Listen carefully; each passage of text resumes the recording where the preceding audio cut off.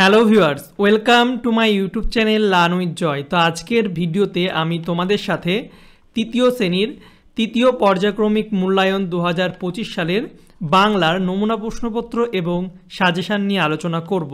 তো তোমাদের পরীক্ষা হবে 50 নম্বরের, সময় দেবে 1 ঘন্টা 30 মিনিট। তো এই ভিডিওতে আমি একটা নমুনা প্রশ্নপত্র পুরো উত্তরসহ আলোচনা করব, আর যেই প্রশ্নগুলো বলবো সেগুলো তোমরা ভালো করে পড়বে, কারণ এখান থেকে পরীক্ষা আসার সম্ভাবনা কিন্তু প্রবল। আর যারা এখনও আমার ইউটিউব চ্যানেল সাবস্ক্রাইব করোনি, সাবস্ক্রাইব করে পাশের যে বেল আইকন আছে সেটা টিপে নোটিফিকেশানটাকে অল করে দেবে, তাহলে আমি যখনই নতুন নতুন ভিডিও ছাড়বো তোমাদের কাছে সবার প্রথম সেই ভিডিওর নোটিফিকেশান চলে যাবে। এবং যারা এখন হোয়াটসঅ্যাপ গ্রুপে জয়েন করোনি, আমি ডিসক্রিপশন বক্সে লিঙ্ক দিয়ে দিচ্ছি, তোমরা সেখান থেকে হোয়াটসঅ্যাপ গ্রুপে জয়েন হয়ে যাবে।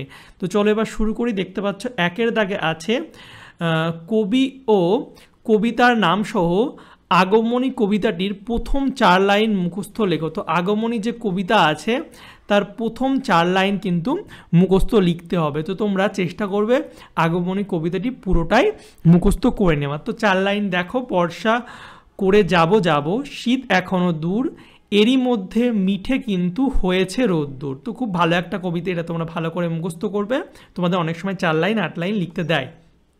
এবার 2-এর দাগে সঠিক উত্তরটির মাথায় টিক চিহ্ন দিতে হবে। প্রথমটা বলছে একবার গায়ে একটা ড্যাশ এসে হাজির হলো। কি এসে হাজির হলো? চোর ডাকাত না সন্ন্যাসী, চোর এসে হাজির হলো। তারপর ডেলফি শহরটি বিখ্যাত ছিল। কিসের জন্য? ডেলফি শহরটি হচ্ছে ভবিষ্যৎবাণীর জন্য বিখ্যাত ছিল। তারপর হুতুমুখ প্যাঁচা কোথায় বসেছিল? হুতুমুখ প্যাঁচা হচ্ছে আমরা গাছে বসেছিল। নেক্সট হচ্ছে গুটি পোকা। গুটি পোকা ড্যাশ এর কচি পাতায় দোল খাচ্ছিল। গুটি পোকা কোন গাছের কচি পাতায় দোল খাচ্ছিল? গুটি পোকা হচ্ছে বেগুন গাছের কচি পাতায় দোল খাচ্ছিল। তারপরে হচ্ছে ঈশপের প্রভু ছিলেন রাজাকে, রাজা ক্রোসাস, ঈশপের প্রভুর নাম। এরপর 3-এর দাগে শূন্যস্থান পূরণ করতে হবে। বলছে কুলুঙ্গিতে 3 জোড়া রেখেছি। কি রেখেছি? সন্দেশ রেখেছি। তারপরে ভূতটা ড্যাশ গাছের কাঁটায় আটকে গেল। ভূতটা হচ্ছে বেগুন গাছের কাঁটায় আটকে গেল। তারপর বলছে বুড়ি রাজার বাড়িতে ড্যাশ করতে চললো। বুড়ি হচ্ছে রাজার বাড়িতে নালিশ করতে চললো। তারপর কাবুর চোখে ড্যাশ আটা, কারুর চোখ মুখে দাড়ি। কাবুর চোখে হচ্ছে চশমা আটা, কারুর চোখে মুখে দাড়ি। এরপর বলছে বুড়ির মেজাজ তখনও কেমন? বুড়ির মেজাজ তখনও হচ্ছে গরম। এরপর শব্দার্থ লিখতে হবে। সোনালি, সোনালি মানে কি? সোনার মতো রং যার। আর ফিনফিনে মানে হচ্ছে পাতলা, সততা মানে হচ্ছে সাধুতা, এবং অহংকারী মানে হচ্ছে দাম্ভিক বা গর্বিত। এবং ফানুস কি? ফানুস হচ্ছে অনেকে ওরাই দেখবা কাগজ বা অন্যান্য উপাদান দিয়ে তৈরি এমন একটি বেলুন যা গরম ধোঁয়া বা গ্যাসের সাহায্যে আকাশে উড়ানো হয়, তাকে ফানুস বলে।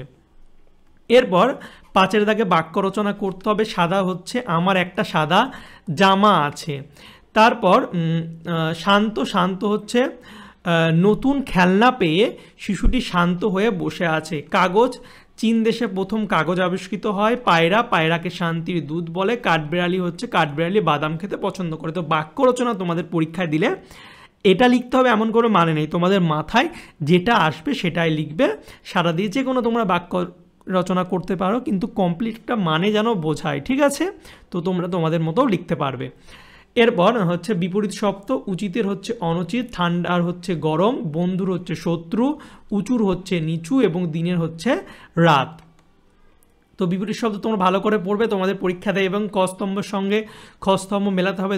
দেখতে পাচ্ছ, তো উত্তরটা দেখে নাও। অচিন হচ্ছে কি? অচিন হচ্ছে ঘাস, দেশ, এবং বেল হচ্ছে উনান, গুটি পোকা ছাই, ভূত না আর কিছু, ডেলফি হচ্ছে ভবিষ্যৎবাণী, আর কুমির হচ্ছে ঘাট।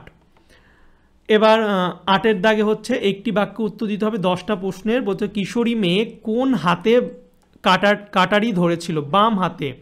তারপরে কে বুকে রূপকথা জড়িয়ে ঘুমে মগ্ন? খোকন হচ্ছে বুকে রূপকথা জড়িয়ে ঘুমে মগ্ন। তারপরে ঈশপ কোন দেশের মানুষ ছিলেন? ঈশপ হচ্ছে গ্রিস দেশের মানুষ ছিলেন। তারপর কাকে বেঁধে রাজার কাছে হাজির করতে হয়েছিল? চোরকে। তারপর শেয়াল শেষে কি বলে চলে গিয়েছিল? শেয়াল শেষে হচ্ছে আঙুর ফল টক বলে চলে গিয়েছিল। এরপর বলছে পান্তা শব্দের অর্থ কি? জল দেওয়া ভাতকে পান্তা বলা হয়। তারপরে হচ্ছে শরৎ ঋতুর আগে কোন ঋতু আসে? বর্ষা। তারপরে শরৎ কাকে বলে? কতগুলি বর্ণ পাশাপাশি বসে কোনো অর্থ প্রকাশ করে তাকে শব্দ বলে, যেমন আকাশ একটা শব্দ। তারপরে ধ্বনি কাকে বলে? কণ্ঠ থেকে উচ্চারিত শব্দ হলো ধ্বনি। তারপরে বর্ণ কয় প্রকার ও কী কী? বর্ণ হচ্ছে 2 প্রকার, যেমন হচ্ছে স্বরবর্ণ আর হচ্ছে ব্যঞ্জন বর্ণ। এরপরে দেখতে পাচ্ছ 9 দাগে যে কোনো একটি বিষয়ে রচনা লিখতে হবে। শরৎচন্দ্র আর রবীন্দ্রনাথ ঠাকুর যে কোনো একটা বিষয়ে তোমাদের রচনা লিখতে হবে। তোমরা দুটোই মুখস্থ করবে, কারণ দুটোই হচ্ছে খুব খুব ইম্পর্টেন্ট। তো শরৎকালটা দেখো, শরৎকালের উত্তরটা হচ্ছে পয়েন্ট পয়েন্ট করে লিখেছি, তোমরা এইভাবে পয়েন্ট করে লিখবে, তাহলে 5-এর মধ্যে 5 পাবে। তো ভূমিকাতে হচ্ছে বর্ষার পর আসে শরৎকাল, ভাদ্র আর আশ্বিন মাস নিয়ে হচ্ছে শরৎকাল। এই সময় বর্ষার কালো মেঘ আকাশ থেকে বিদায় নেয়। আর প্রাকৃতিক অবস্থা সম্পর্কে লিখেছি, এই ঋতুতে নীল আকাশে সাদা সাদা মেঘ ভেসে বেড়ায়। এই সময় প্রকৃতি অপরূপ সাজে সেজে ওঠে। সবুজ গাছের উপর জ্যোৎস্নার আলো পড়ে অপূর্ব দেখায়। সকালবেলা ঘাসের ডগায় শিশিরের উপর সূর্যের আলো পড়ে চিকমিক করে। শিউলি, কাশ, শেফালি, পদ্ম প্রভৃতি ফুল এই সময় ফোটে। আর হচ্ছে শরতের রূপের তুলনা হয় না। এই সময়ের আবহাওয়া হচ্ছে কেমন হয়? আবহাওয়া হচ্ছে মনোরম থাকে। গ্রীষ্মের প্রচণ্ড উত্তাপ বা শীতের প্রচণ্ড ঠান্ডা কোনোটাই এই সময় থাকে না। শরৎকাল খুব সুন্দর একটা আবহাওয়া পরিবেশ থাকে। তারপরে উৎসব, কী কী উৎসব হয়? শরৎ আমার আনন্দের ঋতু, উৎসবের ঋতু। এই ঋতুর প্রধান উৎসব হচ্ছে দুর্গাপুজো। ষষ্ঠী থেকে নবমী পর্যন্ত 4 দিন এই পুজো হয়। এই পুজো উপলক্ষে স্কুল, কলেজ, অফিস, আদালত সবই বন্ধ থাকে। প্রবাসী বাঙালি ঘরে ফেরে মানুষ দৈনন্দিন জীবনের সুখ দুঃখ কষ্ট ক্লান্তি ভুলে যায়। নতুন পোশাক পরে মানুষ আনন্দে মেতে ওঠে। দুর্গাপুজোর পর আসে সম্পদের দেবী লক্ষ্মীর পূজা। যেমন কালকে হচ্ছে লক্ষ্মী পূজা, আজকে 5 তারিখ হচ্ছে আমি ভিডিওটা ছাড়ছি, ঠিক আছে। তো তারপর একে একে আসে কালী পুজো, দেওয়ালি, তারপর ভাইফোঁটা, জগদ্ধাত্রী পুজো এবং রাসও তোমরা লিখতে পারবো, রাস, নবদ্বীপের রাস ইত্যাদি। এরপর হচ্ছে উপকারিতা বা অপকারিতা। কি? শরৎকাল ধানের মাঠ আমাদের মনে আশা জাগায় আর বিভিন্ন উৎসব আনন্দ দেয়, ক্লান্তি দূর করে। বিভিন্ন উৎসবকে কেন্দ্র করে বিভেদ ভুলে মানুষ একসঙ্গে মিলিত হয়। শরৎকাল অসুখ বিসুখ কম হয়, কিন্তু কোনো কোনো বছর আশ্বিন মাসে প্রচণ্ড ঝড় হয়, তাতে ফসল, গাছপালা, ঘরবাড়ির ক্ষতি হয়। উপসংহার হচ্ছে মানুষের মনে আনন্দ জাগিয়ে পরস্পরের মধ্যে বিভেদ ভুলিয়ে শরৎকাল বিদায় নেয়। শরৎকাল সবার প্রিয় ঋতু। তো এই গেল শরৎকাল। এবার হচ্ছে রবীন্দ্রনাথ ঠাকুর। তো রবীন্দ্রনাথ ঠাকুর দেখো 1861 সালে 7ই মে হচ্ছে কলকাতার জোড়াসাঁকোর বিখ্যাত ঠাকুর বাড়ির পরিবারে বিশ্বকবি রবীন্দ্রনাথ ঠাকুর জন্ম হয়। পিতা মহর্ষি দেবেন্দ্রনাথ ঠাকুর, মাতা হচ্ছে সারদা সুন্দরী দেবী। তো অবশ্যই এগুলো ভালো করে মুখস্থ করতে হবে, নাহলে কিন্তু পারবে না কার বাবার নাম কি, মায়ের নাম কি। তো এগুলো ভালো করে মুখস্থ করবে। ছোটোবেলায় তিনি বাড়িতেই গৃহশিক্ষকের কাছে লেখাপড়া শুরু করেন। পরে তিনি ওরিয়েন্টাল সেমিনারি স্কুলে ভর্তি হলেও প্রথাগত শিক্ষা ব্যবস্থা লেখাপড়া তিনি করেননি। ছোটোবেলা থেকেই তিনি কবিতা লিখতে শুরু করেন। 1913 খ্রিস্টাব্দে তিনি গীতাঞ্জলি কাব্যগ্রন্থের ইংরাজি অনুবাদ হচ্ছে এর জন্য সাহিত্যে হচ্ছে নোবেল পুরস্কার পান। শুধুমাত্র কবিতা লেখা নয়, ছোট গল্প, উপন্যাস, নাটক, প্রবন্ধ, সঙ্গীত, চিত্রশিল্প সবেতেই তিনি হচ্ছে সমান দক্ষ ছিলেন। তার ব্রিটিশ সরকারের জালিয়ানওয়ালাবাগের হত্যাকাণ্ডের প্রতিবাদে তিনি অমানবিক ব্রিটিশের দেওয়া নাইট উপাধি হচ্ছে ত্যাগ করেছিলেন।